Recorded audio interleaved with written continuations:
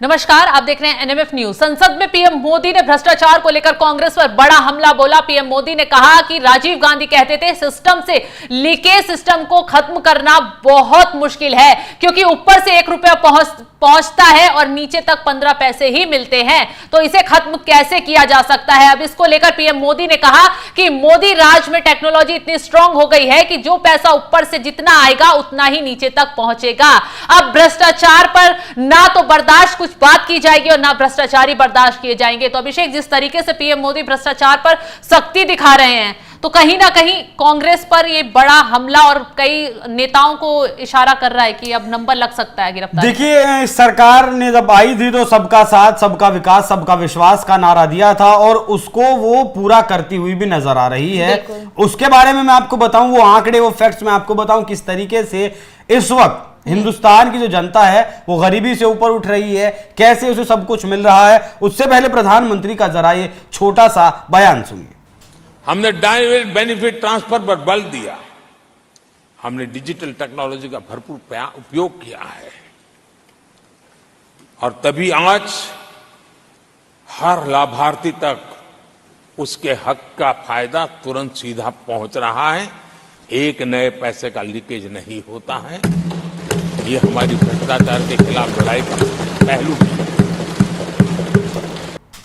देखिए शबनम, जैसा आपने बताया कि राजीव गांधी के वक्त में कहा जाता था कि ऊपर से अगर 1 रुपया चलता है तो नीचे तक 15 पैसे पहुंचता है और 85 पैसे कहां जाते हैं उसकी जिम्मेदारी तो कोई नहीं लेता था कि इसने जो है 5% लिया, इसने 10% लिया, इसने 20% लिया, तो वो लीकेज था। इस वक्त वो लीकेज सिस्टम बंद कर दिया है। सबसे पहले इस लीकेज को देखिए, दूरदर्शी किस तरीके से जो है योजना बनाई जाती है। इस सिस्टम को खत्म करने के लिए सबसे पहले जनधन के थ्रू खाते खुलवाए गए, ज्यादातर लोगों के खाते खुलवाए गए। इस वक्त वो गरीब है, अमीर है, हिंदुस्तानी के पास उसका अपना खुद का बैंक खाता है, जिसमें सरकार के द्वारा दी जाने वाली जो धनराशि है वो सीधे पहुंचती है किसान के खाते में, उसे कहीं और नहीं जाना। इसका एग्जाम्पल ले लीजिए आप, किसान सम्मान निधि 2000 रुपए की किस्त इधर प्रधानमंत्री मोदी डालते हैं, उधर मैसेज आ जाता है कि आपके खाते में 2000 रुपए आ गए। वैसे ही आवास योजना के तहत जो 2.5 लाख रुपए की, 2.25 लाख रुपए की जो सब्सिडी मिलती है वो तुरंत खाते में पहुंचती है। वो उससे जो है आपको किसी बिचौलियों को नहीं देनी है। वो राशन की जो योजना है,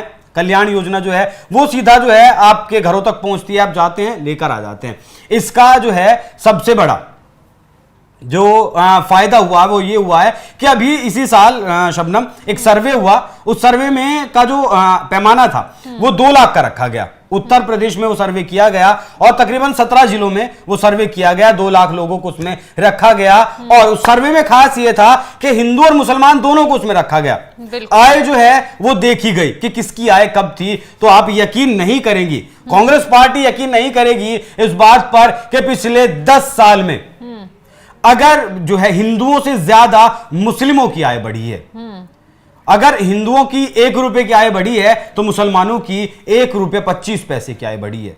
और लोग तमाम तरीके के आरोप लगाते हैं कि ये सबका साथ, सबका विश्वास नहीं है, एक बहुसंख्यक समाज के लिए ये काम करते हैं। तो मैं सिर्फ ये एग्जांपल शबनम इसीलिए दिया जिससे मैं बता सकूं कि वाकई में जो लीकेज था, जो पाइपलाइन दिल्ली में भी पानी पूरा नहीं आता, केजरीवाल साहब भी 10-11 साल से ठीक करने की कोशिश कर रहे हैं, अब तक नहीं कर पाए हैं। लेकिन मोदी सरकार ने 10 साल में वो लीकेज ठीक कर दिया है और जो पैसा ऊपर से चलता है वो नीचे पहुंचता है। इसी का कारण है कि 13 करोड़ लोग इस सरकार में गरीबी रेखा से ऊपर आ चुके हैं। शबनम, तो जिस तरीके से पीएम मोदी ने कहा कि भ्रष्टाचार पर नकेल कसी जा रही है, यानी कि बिचौलिया सिस्टम को भी खत्म कर दिया गया है, बीच से बिचौलियाओं को हटा दिया गया है, ताकि कोई भी किस्त अगर गरीबों तक पहुंचनी है तो वो पूरी पहुंच पाए, बीच में भ्रष्टाचारियों की भेंट ना चढ़ पाए। तो फिलहाल तमाम खबरों की अपडेट के लिए आप देखते रहिए एनएमएफ न्यूज। नमस्कार। The Congress had used the CBI to Congress ने राजनीतिक फायदा उठाने के लिए